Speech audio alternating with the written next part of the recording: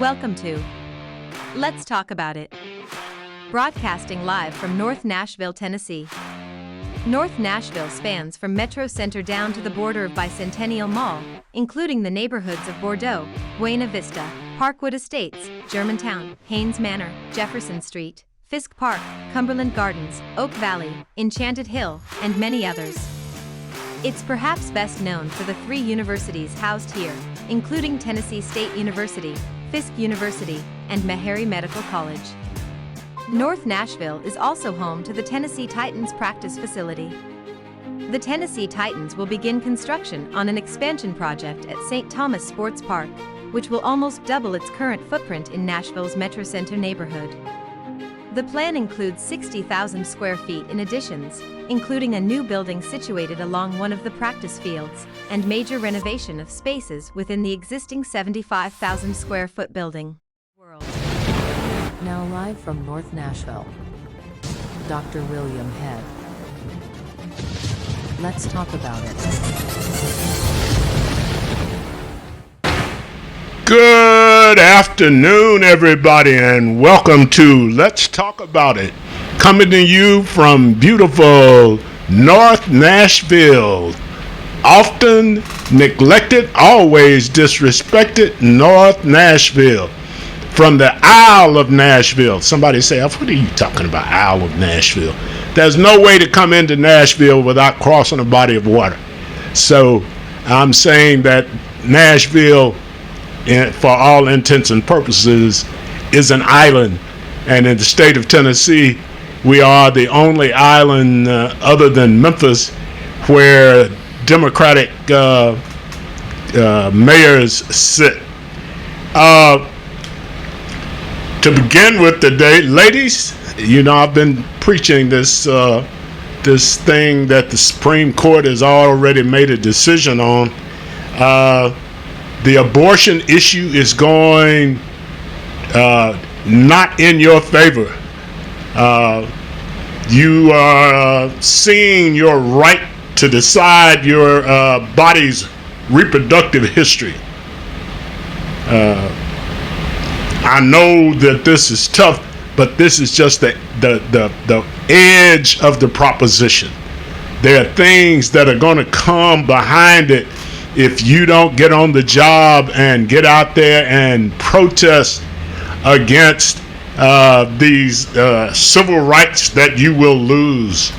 First one you'll probably lose after this will be the return of discriminatory admission standards and requirements for minorities and women, which kept you out of med school, which kept you out of law school, which kept you at home having babies. And at this point, that seems to be the direction that the Republican Party is pushing the country.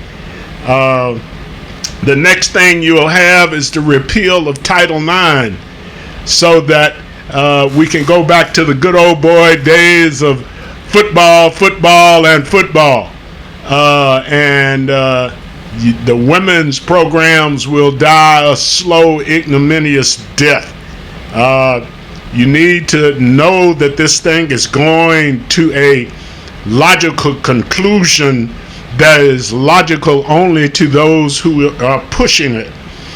Laws which require you to get state permission to use contraception.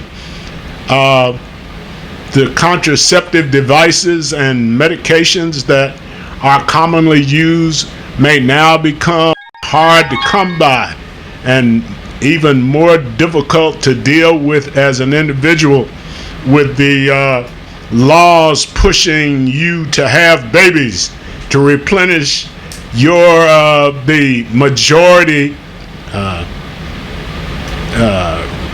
population. Laws which prohibit you from having children with a partner outside of your race. Now that sounds stupid, but wait on it. It's looking you in the face. If you let this thing go by unchecked, that's where it's headed. The next thing that you'll lose are your voting rights. They'll tell you to sit down and have babies. Like the lady said, shut up and dribble. These folks want to tell you to stay home and keep you pregnant and barefoot. Now, that's something from back in the 30s and 40s that I heard as a child. Keep your wife pregnant and barefoot. And that seems to be the direction that these people are trying to push the American example to be.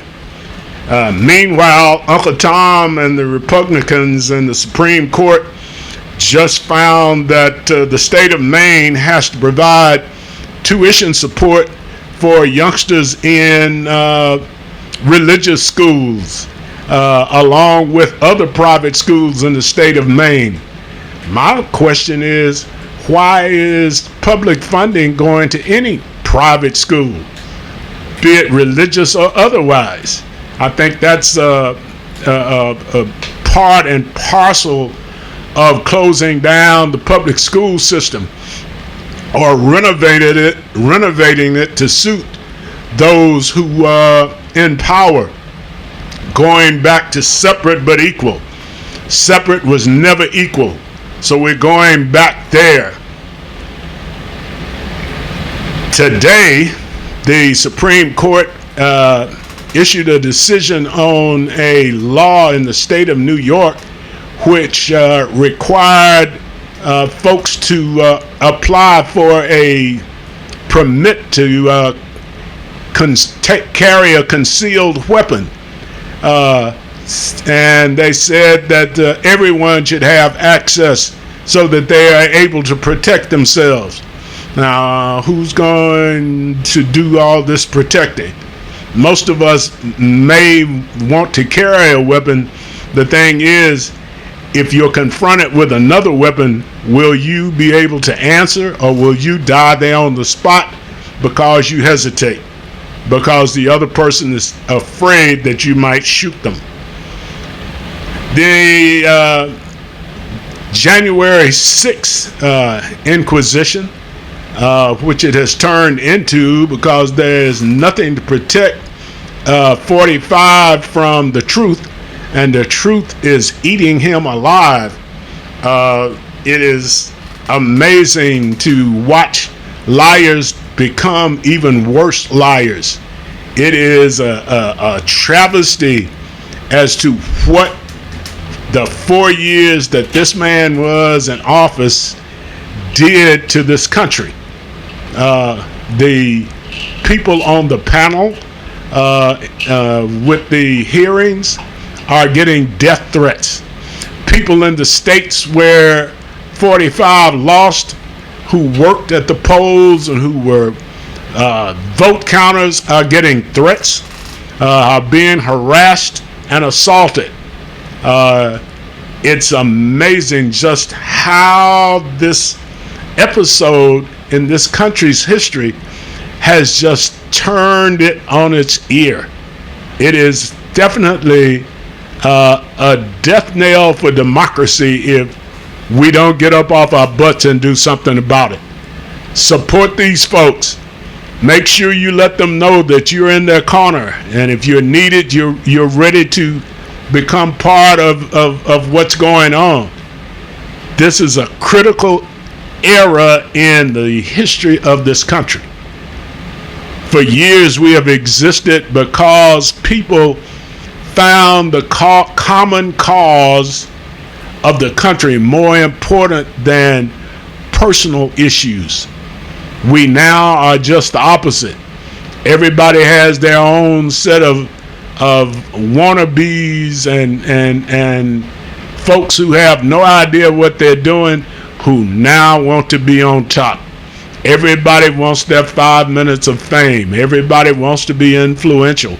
The craziest thing I've seen is they have a name for people who on the internet who are influencers. Makes no sense to me at all. I don't know that I'm going to sit and listen to somebody who has no preparation for anything except running their mouths, which Doesn't include me. I have a little preparation. But anyway, I don't know enough to claim I'm real smart. But wake up, wake up. I had a lady who was supposed to be here today to give us a little spoken word inspiration. And the watchword in her presentation is wake up, wake up. The Republicans keep talking about the woke folks in this country. Wake up, stay awake, don't go to sleep. Don't go to sleep. Don't you forget where you've been, otherwise you may return there. Persons who don't know their history will find themselves repeating it. Today, we have with us Dr. Kenitra Greer Henderson. Back that up a little bit, say it. Today, we have with us Dr. Kenitra Greer Henderson, the daughter of a very close friend of mine, the late James Wade Greer. And we are happy to have Dr. Henderson with us. How you doing today, dear? I'm doing well. That's good. That's good. How about you tell us something about Dr. Kenitra Henderson that will interest our folks that are listening? Well, I grew up in Michigan, but I did attend undergrad at the Tennessee State University.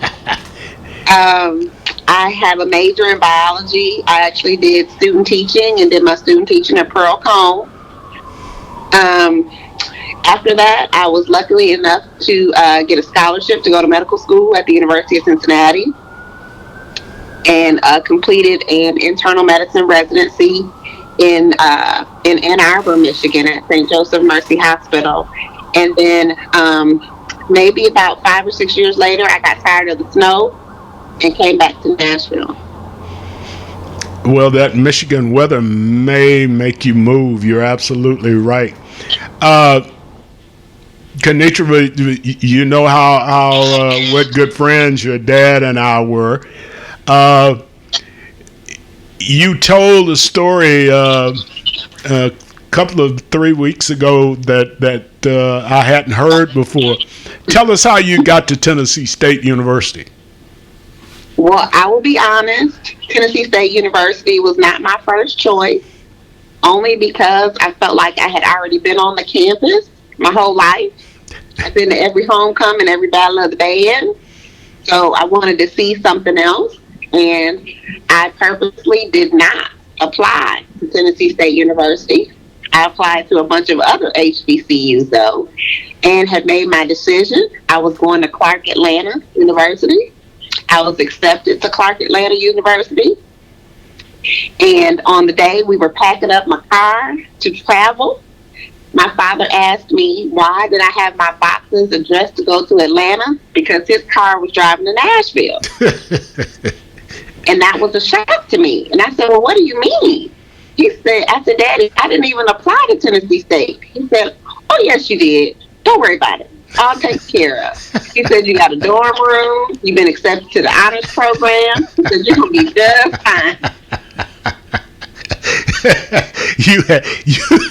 You had been shanghaied by your dad, and his personality. That sounds just like him.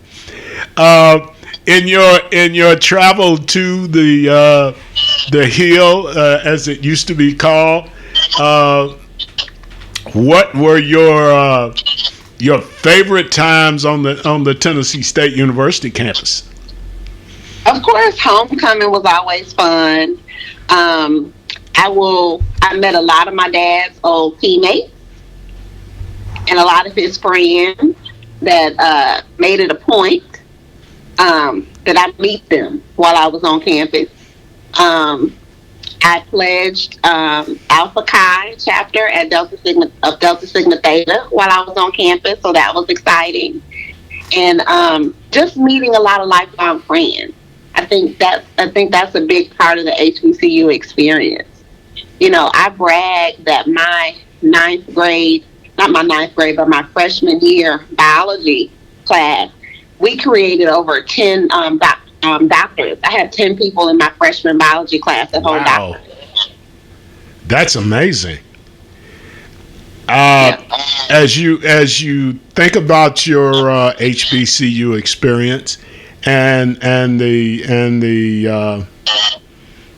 the people that shared that experience with you, there's a resurgence, at least in the news and other places, in the popularity of HBCUs. I know that your son goes to an HBCU. And your family, HBCU seems to be quite the tradition. Yes. And fortunately, TSU seems to be that tradition. My mom graduated from Tennessee State University. I have several aunts, both my dad's sisters and my mom's sister graduated from Tennessee State University, so blue runs deep. Yeah. Okay. Kenitra, when you finished Tennessee State University and started to med school at the University of Cincinnati, tell us about that transition and things that went well and things that did not go so well. Well, I mean, it was definitely very different. I applied to medical school late only because I wanted to see my scores on my MCAT before I applied. They were actually really good. Dr. Johnson, our department head at TSU, saw the scores before I did. So I applied. I was lucky enough, I actually applied to the University of Cincinnati on Minority Interview Day.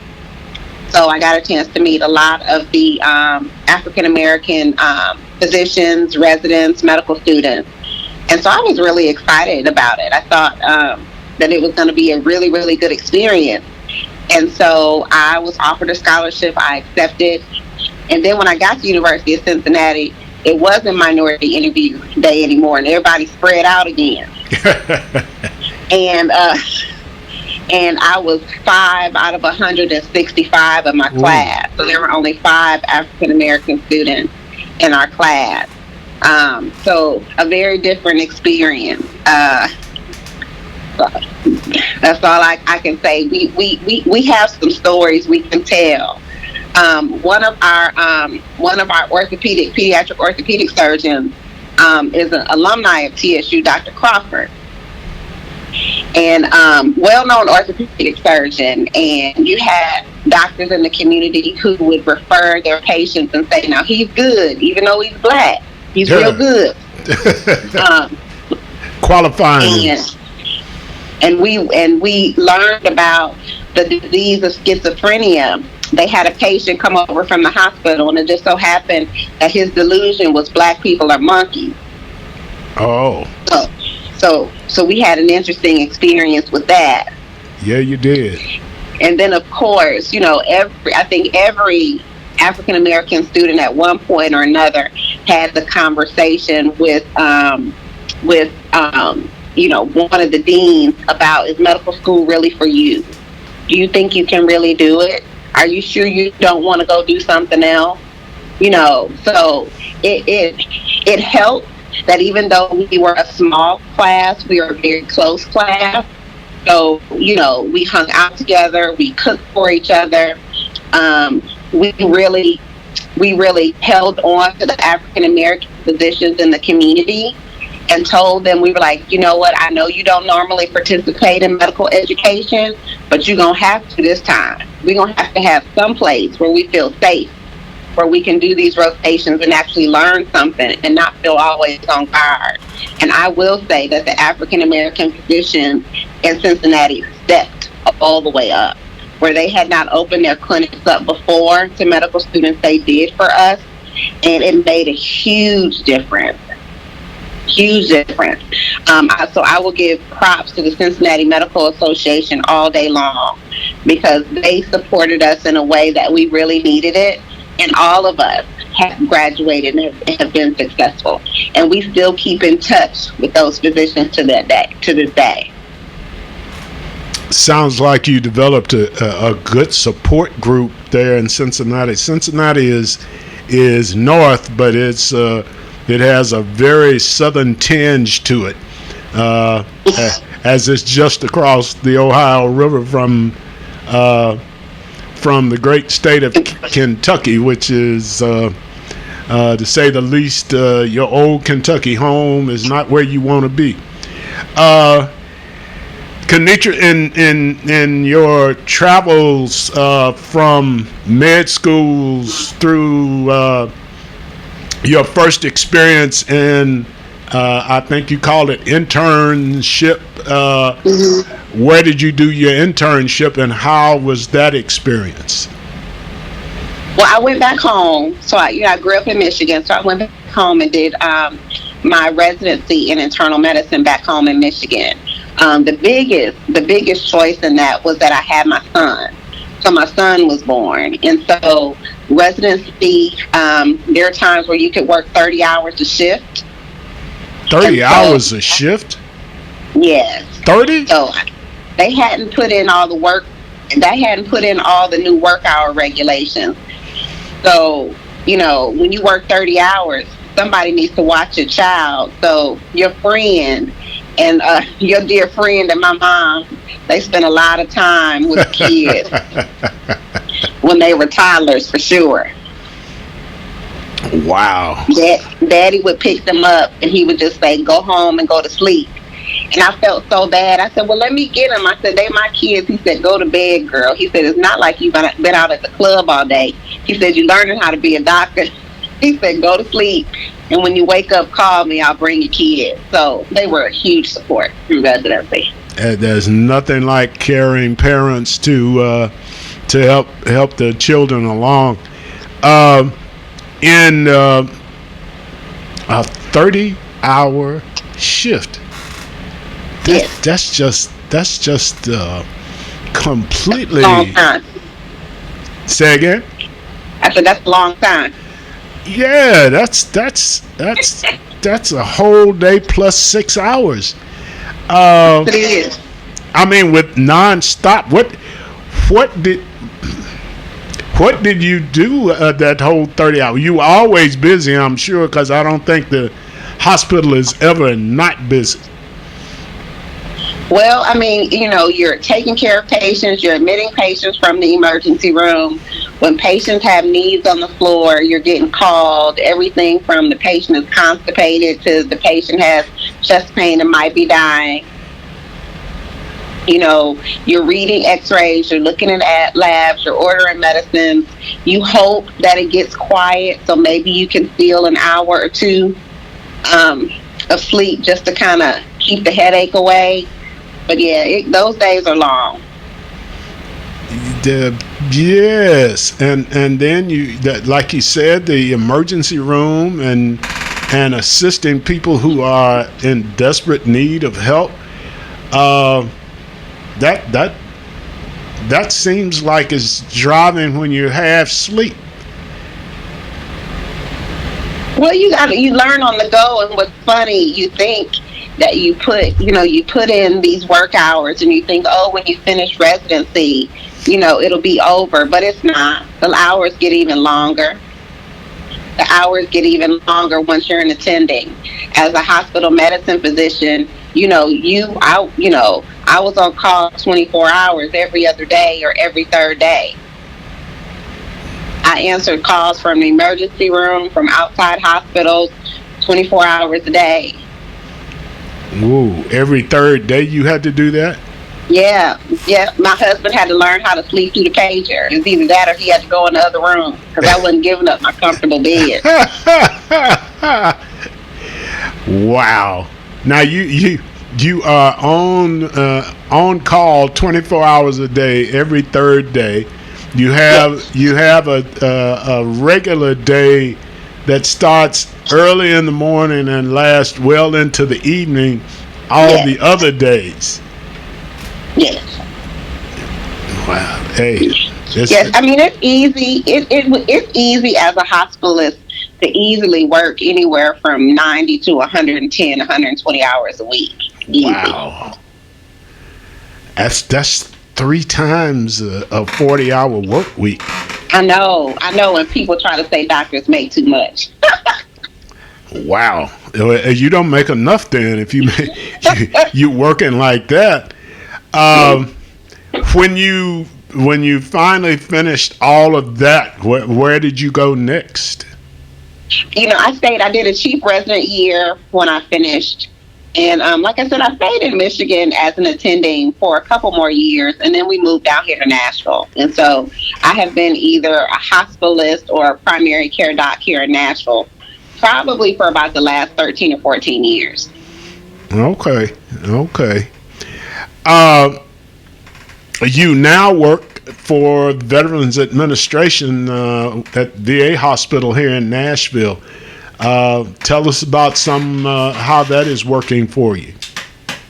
It's awesome. It's definitely, when you think about, underserved populations, I think the veteran population is one of those, our population that can sometimes fall through the cracks. So it's really excited to be able to make sure that they get good, high quality, primary care for their needs. Because veterans are diabetics and have COPD and emphysema, just like everybody else. If you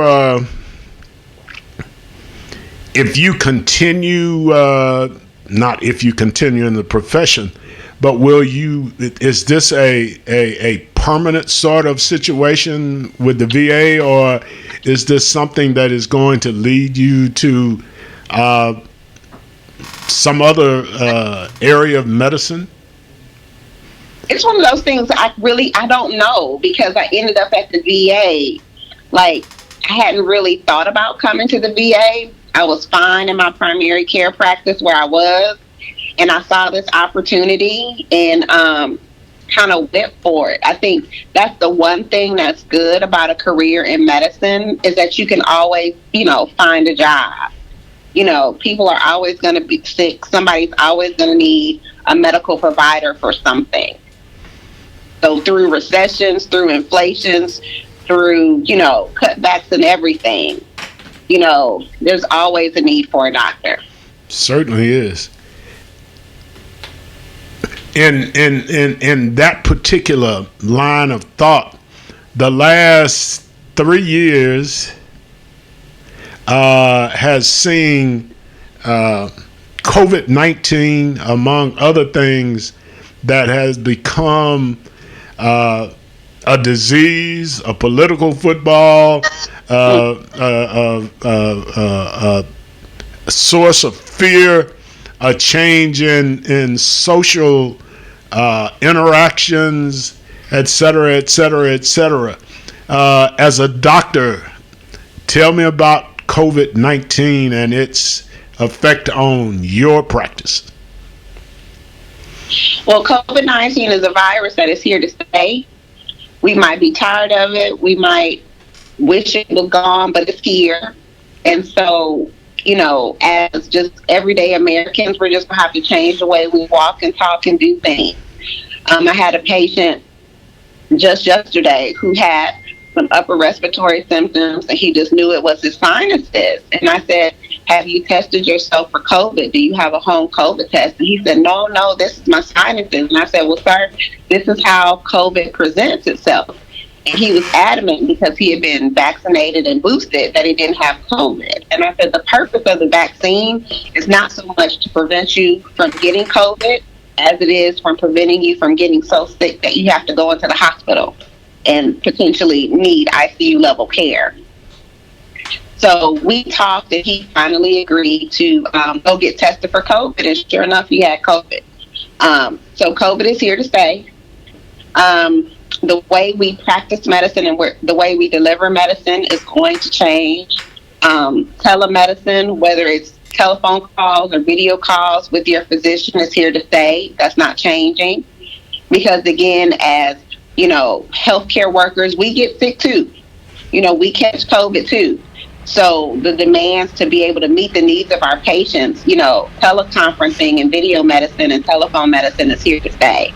So it may be new to you through the introduction of COVID, but that's going to be a modality to deliver care that's going to be here. And so not only are the doctors going to have to get used to that modality, patients are going to have to get used to seeing their, you may see your doctor 3 times a year, or one of those visits may be a video call, and you only go into the office twice a year. And so that's going to be the new normal. Yeah, there are a lot of new normals that are associated with this pandemic. As a practicing physician, other than making sure that you're vaccinated and you have the 2 boosters, by the way, I have mine. What common sense directions do you give your patients to avoid contracting COVID? Well, it's hard because here in the state of Tennessee, it's almost taboo to still wear a mask. People look at you like, "What are you doing?" If you're still wearing a mask. But I would encourage masking in closed indoor places with people you don't know. Of continuing to, wash your hands. I carry a bottle of hand sanitizer in my car, so when I come out of the gas station, come out of the grocery store, I just squirt my hands, just continuing those type practices.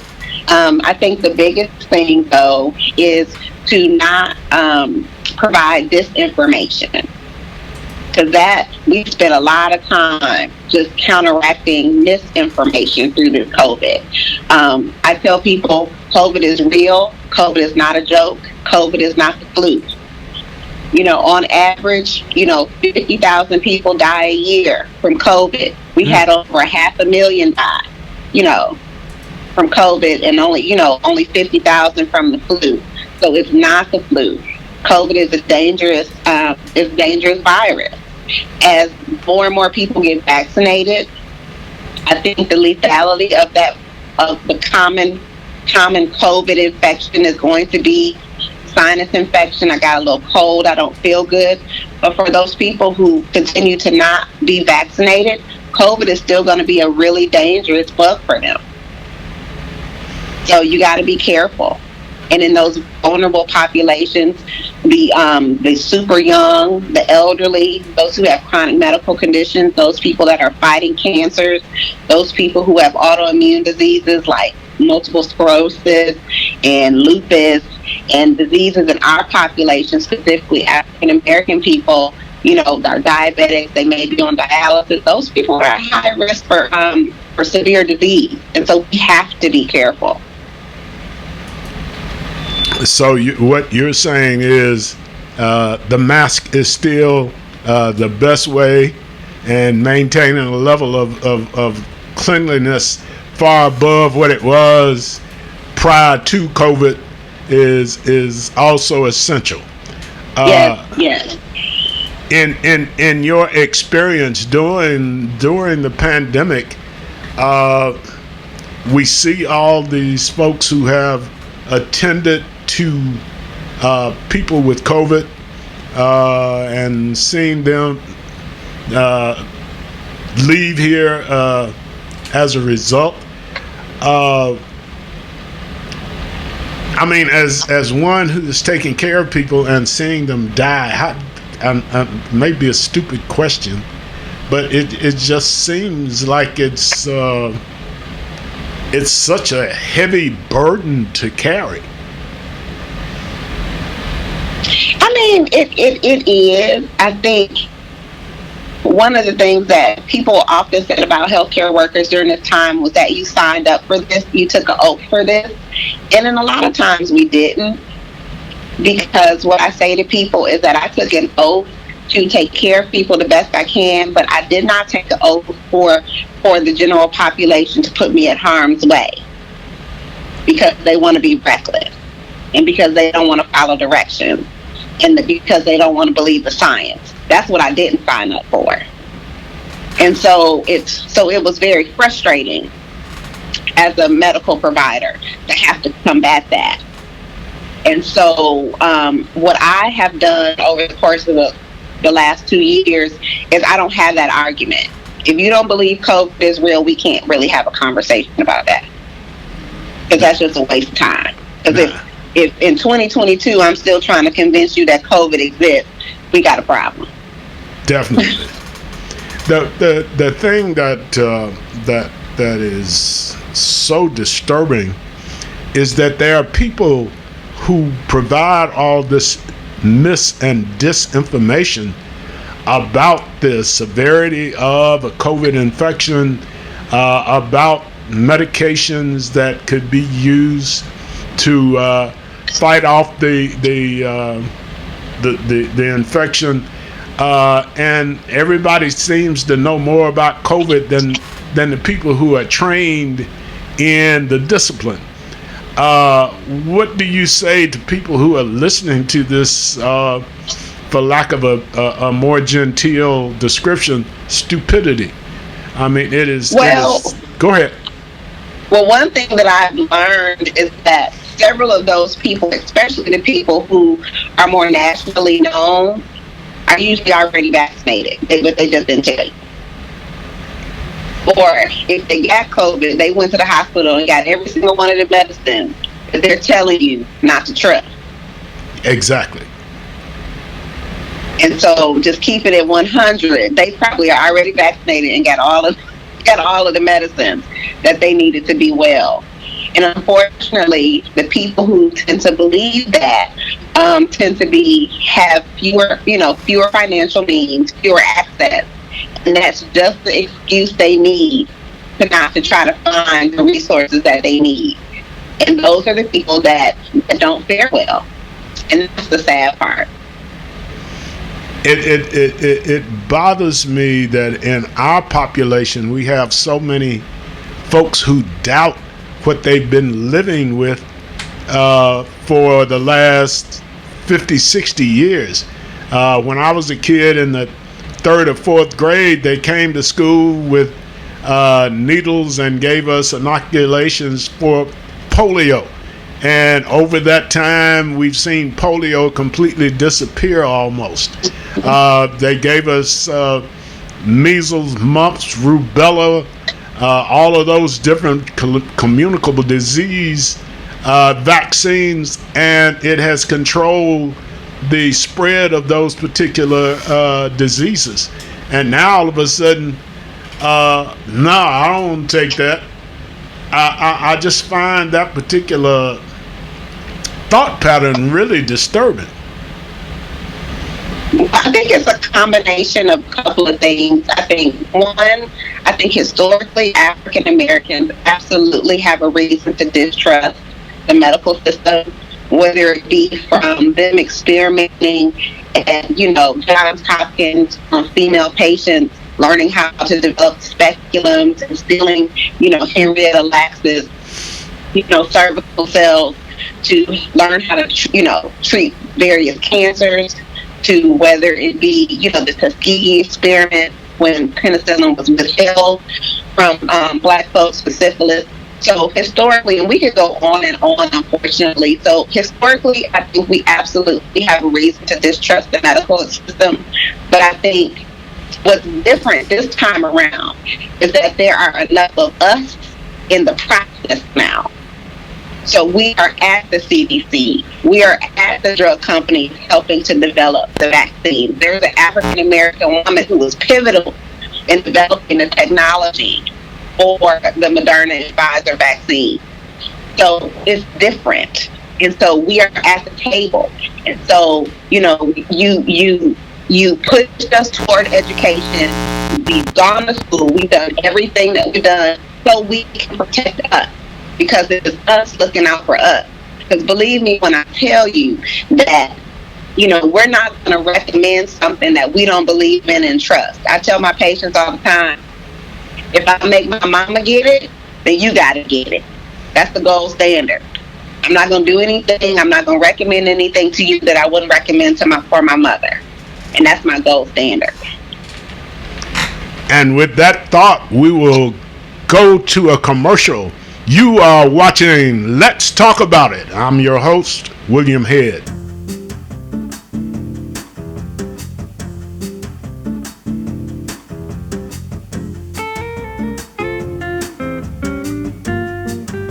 Hi, my name is Joe Coleman.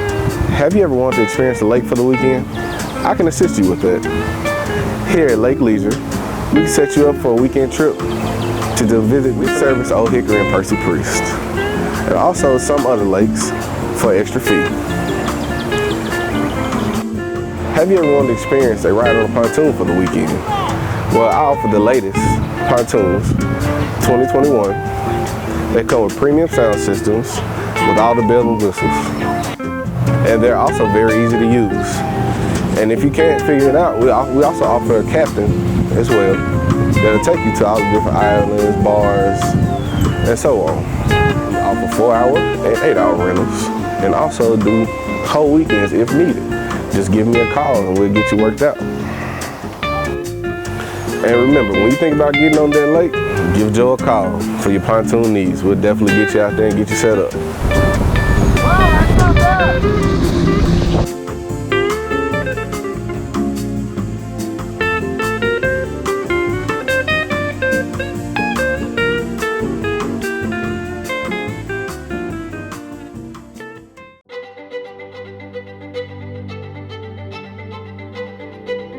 Hello, welcome. We are Crossroads Campus. So happy to have you guys here. I'll take you and show you through. I'm the program director. My name is Eric Davis, and I've been here for about 7 months now. So who we are, we help young adults in the community, ages 18 to 24, facing severe poverty and homelessness. And what we do is provide them opportunities to kind of get back on their feet and work back in the community, coming down to our Crossroads campus through our job training program as well as our affordable housing program. So right here is our pet retail store. It's a social enterprise. Our young adults here pretty much they assist us with running the store. So they're learning different universal skills, whether it's working the register, whether it's customer service, whether it's marketing, things like that. So as part of our job training program, we have 4 areas that we have our interns focus. We have the animal care. So they go through animal skills or animal care. We have a retail skills chart of all the things that they learn while they're in retail.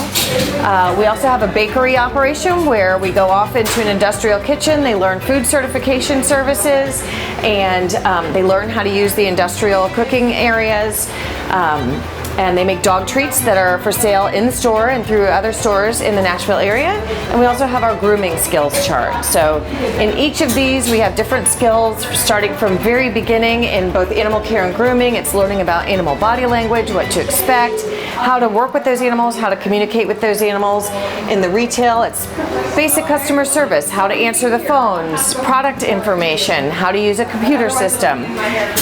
So they learn different things that we are hoping that they will be able to use in the rest of their life to create a sustainable living situation for each of the interns that goes through our program. Here at Crossroads Campus, we are a job training program, an animal care program, an animal adoption program, and an affordable housing unit. Crossroads Pets is the place where we believe that people and animals connect.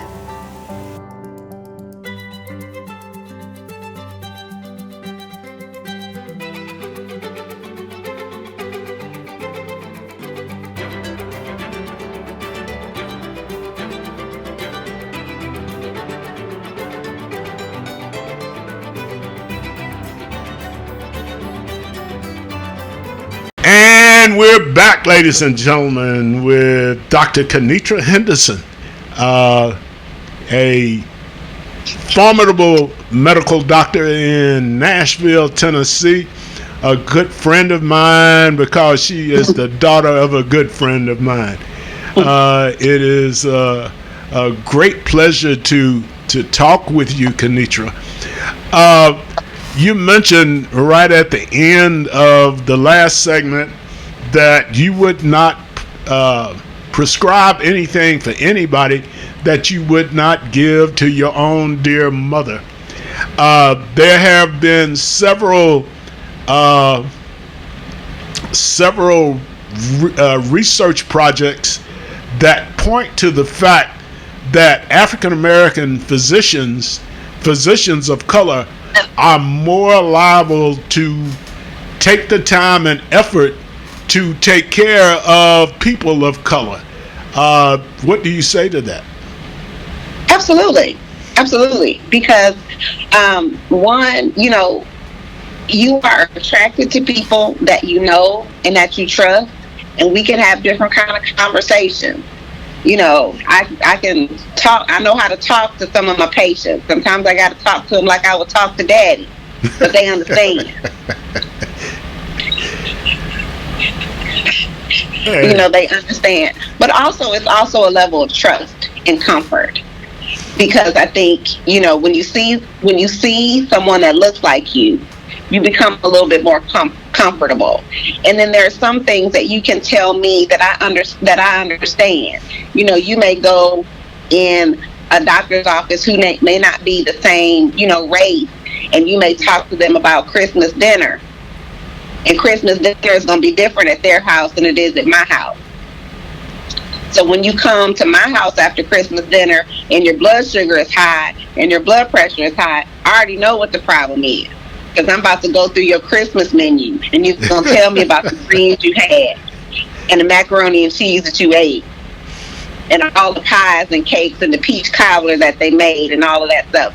It's a different kind of relationship. And so we can have a different kind of conversation. And I think when you trust your physician, because I tell patients all the time, I may only see you 2 or 3 times a year.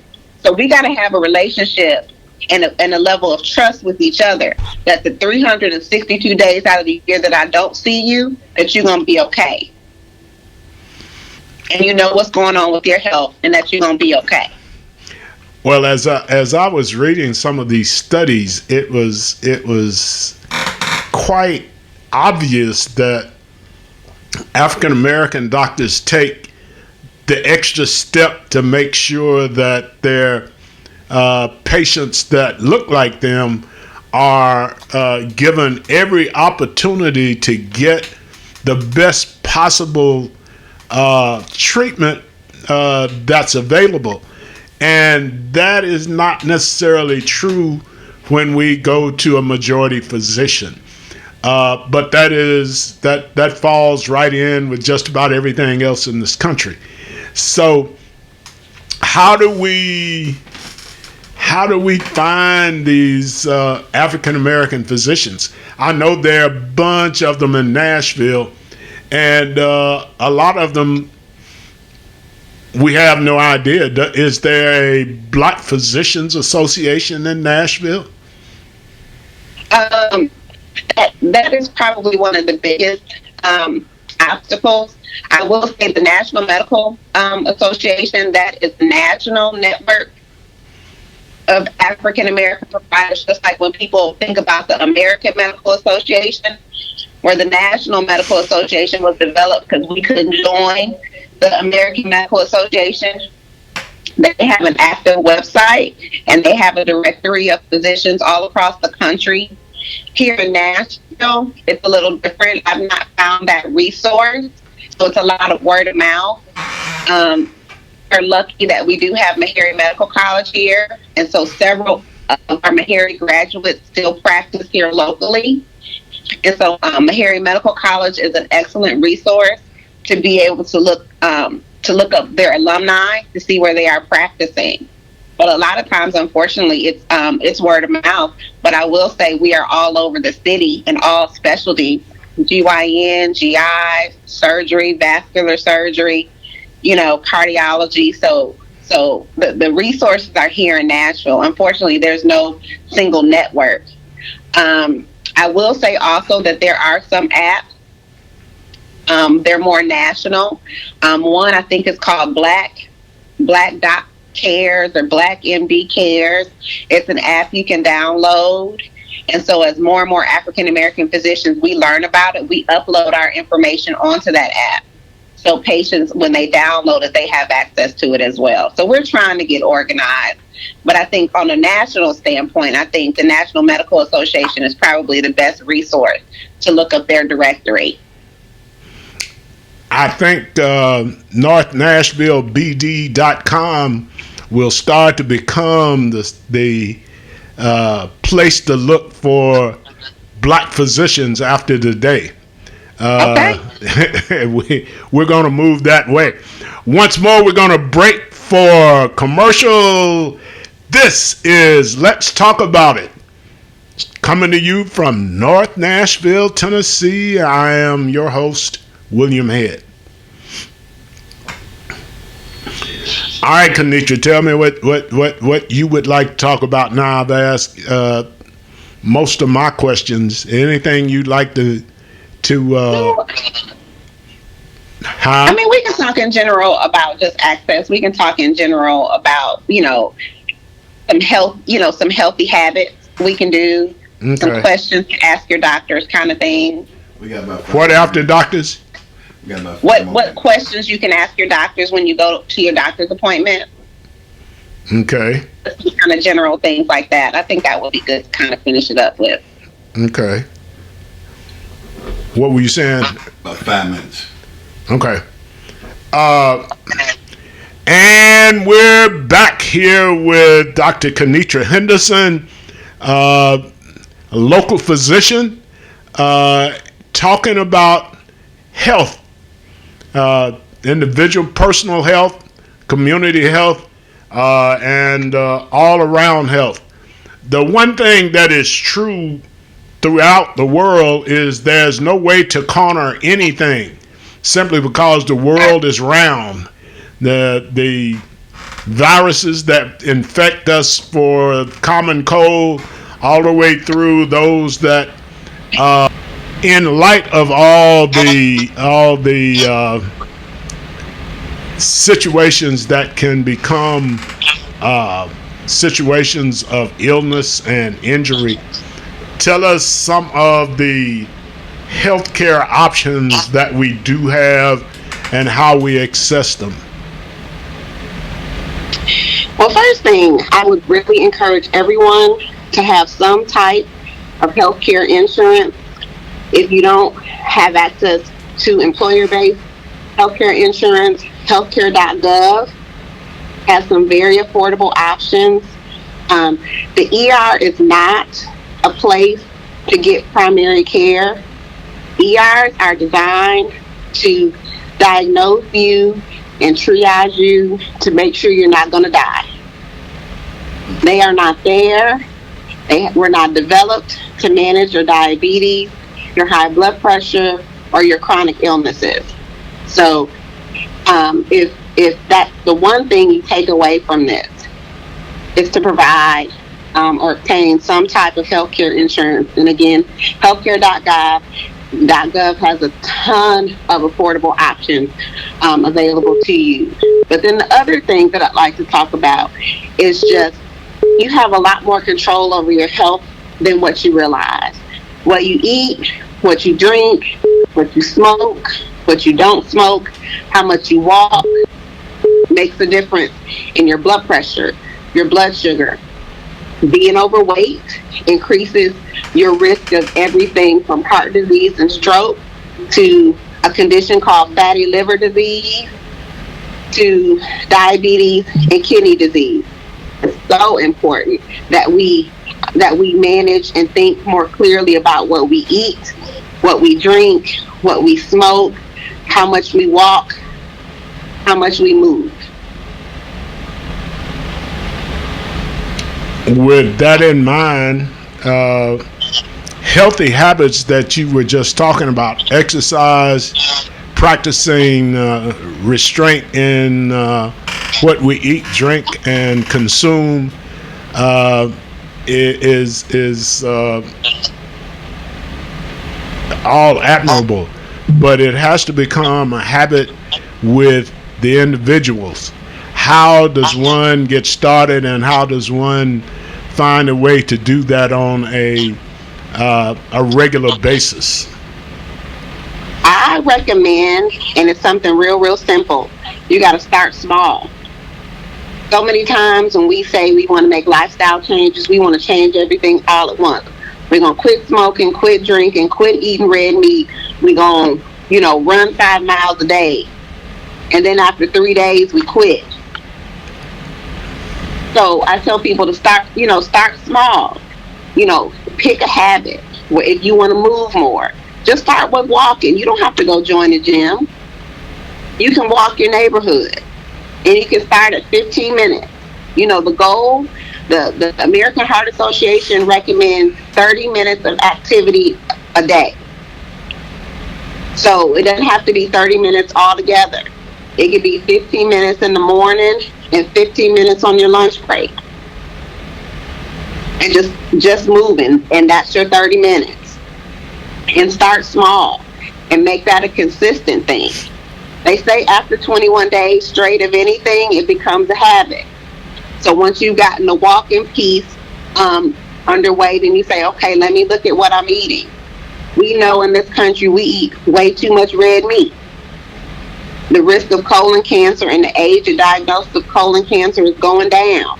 So they revamped the recommendations to start colon cancer screening down to 45 from the age of 50.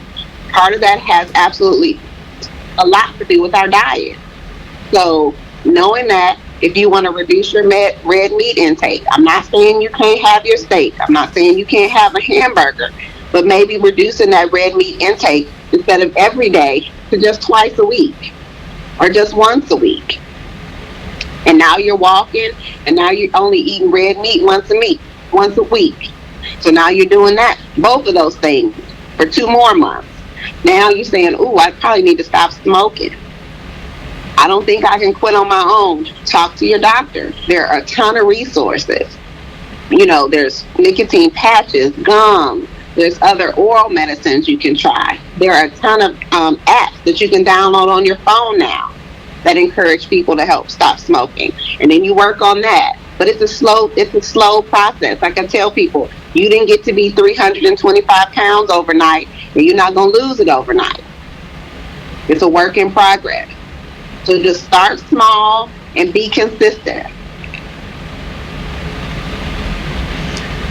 Well, Kenitra, we certainly appreciate you taking out time in your busy day to talk to us about you and your medical career and medical care and developing a better way of life. The one thing that I know is that you can be worth millions, but if your health is gone, you cannot enjoy a dollar of it. It's an imperative that if you want to live a quality life, you have to improve your quality of life by changing your lifestyle. Sitting on the couch and drinking beer and eating chips all day, and then getting up off the couch and going to the kitchen table eating a pound of pork and macaroni and cheese and candied yams is not going to get it done. What it'll do is get you a shorter life. Thank you for being with us. Absolutely. And if I can just put in one plug, we are looking for more and more African American physicians. So these young babies that think they want to be a doctor, please encourage them. You don't have to be a science major in college to be a doctor. I went to school with English majors, Spanish majors. Just if they have that inkling, just encourage that, send them to medical school, because I can't work forever. And I need somebody that can take my spot. I know that's right. Thank you very much. Ladies and gentlemen, the end of the show is upon us, and as usual, I will quote the late Reverend Dr. Dale P. Andrews, former chair of homiletics in the Vanderbilt Divinity School. I have more questions than answers, more problems than solutions. From these gifts, I freely share. Goodbye, everyone. Be careful. Be careful of your surroundings. Be careful of the people you interact with. Wear your mask. Know that COVID is still with us, whether we want to believe it or not. God bless and keep. This has been Let's Talk About It. Your host, William Head.